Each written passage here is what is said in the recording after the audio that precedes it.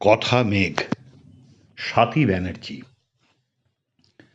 কথা শেষ হয়ে গেলে সম্পর্ক নাকি ফুরিয়ে যায়, এমনটাই ভেবে আসে মানুষ বরাবর। সারা জীবনে কতবার আমাদের কত মানুষের সাথে সম্পর্ক হয়, তারপর ধীরে ধীরে আগ্রহের অভিমুখ পাল্টে যায়, জীবনের গুরুত্ব বদলে যায়, কথা কমে আসে, সম্পর্কও হারিয়ে যায়। একই রকম ঘটনা ঘটে রক্তের সম্পর্কের মানুষের সাথেও।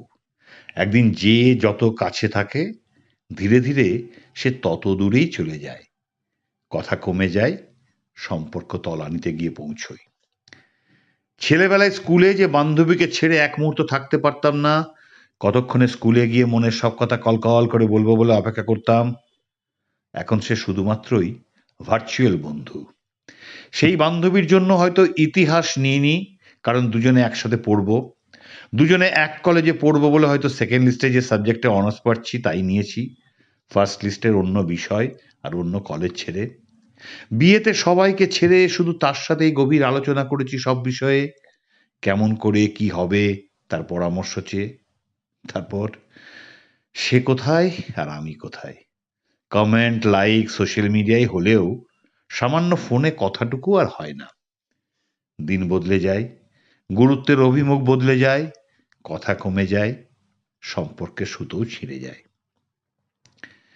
যে ঠাকুরদার সাথে ঘন্টাখানেক বকবক না করলে রাতে ঘুম হতো না, সেই ঠাকুরদা যখন মারা গেলেন, সয়ে গেল তো, সয়ে গেল একা বিছানায় শোয়া, গল্প না শুনে ঘুমিয়ে পড়া।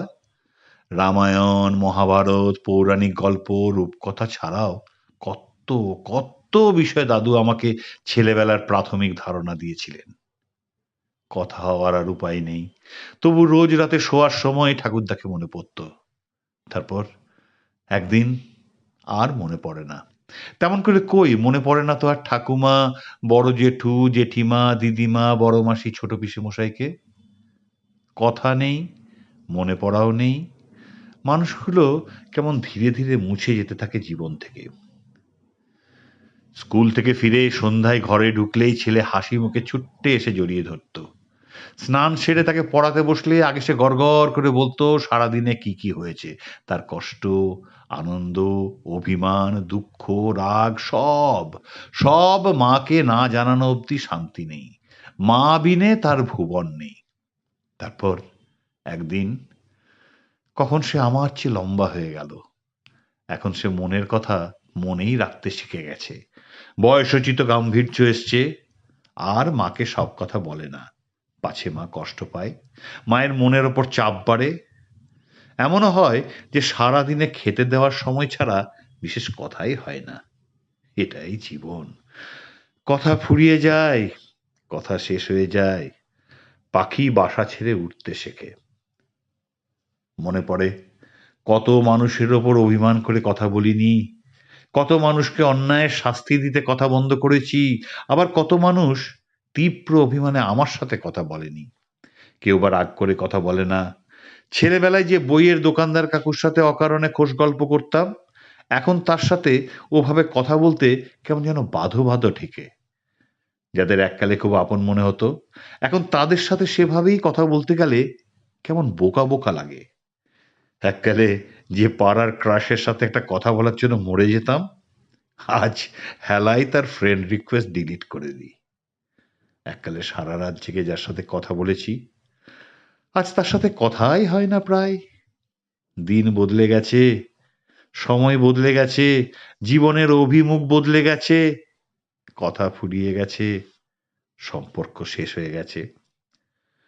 সদ্য মা বাবাকে হারানো এক বান্ধবী বলেছিল, সন্ধ্যায় সিনেমা দেখাকালীন বা মেয়েকে পড়াতে বসানোর সময় তার মা বা বাবা ফোন করলে সে মাঝে মাঝে বিরক্ত হতো, ভুল জায়গায় হু হা করে কোনো মতে ঠেকনা দিত। হয়তো রোজ একঘেয়ে সেই অসুখ বিসুখের খবর শুনে ঘাবড়ে যেত, বা করোনার পরিসংখ্যান শুনে। তার মায়ের বিশাল পারিবারিক বঞ্চনার গল্প শুনতেও তার মোটে উৎসাহ ছিল না। তারপর তারপর মা বাবা কয়েক মাসের ব্যবধানে পরপর চলে গেলেন। এখন সে সন্ধ্যায় নিজের ফোনে মা বা বাবার নম্বরের দিকে এক দৃষ্টিতে চেয়ে বসে থাকে। কিছুদিন পর হয়তো আর দেখবে না। কথা না বলে আমরা মানুষকে হারিয়ে ফেলি, সম্পর্ক হারিয়ে ফেলি, কত কষ্টে একটা মানুষ, একটা সুসম্পর্ক অর্জন করি আমরা। শুধুমাত্র নিয়মিত কথার অভাবে তা শেষ হয়ে যায়। মানুষ সম্পর্ক খরচ হয়ে যায় অকারণে। কত ছোট জীবন, কত মূল্যহীন আমাদের রোজের চাওয়া পাওয়া, দুঃখ, রাগ, রোষ, ক্ষোভ, মান, অভিমান, অভিযোগ। একটা মানুষ নেই হয়ে গেলে কদিন তাকে মনে রাখে মানুষ? সেলিব্রিটির হেডলাইন থেকে পেজ 3 তে যেতে সময় লাগে 3টে দিন। সাধারণ মানুষ বাতাসের মতন। বাতাস উষ্ণ হয়ে ওপরে উঠে গেলে পার্শ্ববর্তী বাতাস ছুটে এসে শূন্যস্থান পূর্ণ করে যেমন, কেউ মরে গেলে আত্মীয় পরিজন, কাছের মানুষ তেমনই নিজেদের যাপনের প্রয়োজনে তাদের বাদ দিয়ে দেয় ধীরে ধীরে। মরে যাওয়ার আগে তাই আর কাউকে বাদ দিতে ইচ্ছে করে না, কথা ফুরোতে ইচ্ছে করে না। মনে হয় কথা থাকুক, মানুষটা জমা থাকুক জীবনের হিসেব খাতায়। প্রাণপণে মানুষ জমায় তাই। কথা বাড়াতে পারি না বলে লিখে যায়। 2020 আমাদের অনেক কিছু কেড়ে নিয়েছে। আর আর কোনো সম্পর্ক হারাতে ইচ্ছে করে না। মনে হয় সবাই থাকুক, কথাই থাকুক, মনে থাকুক।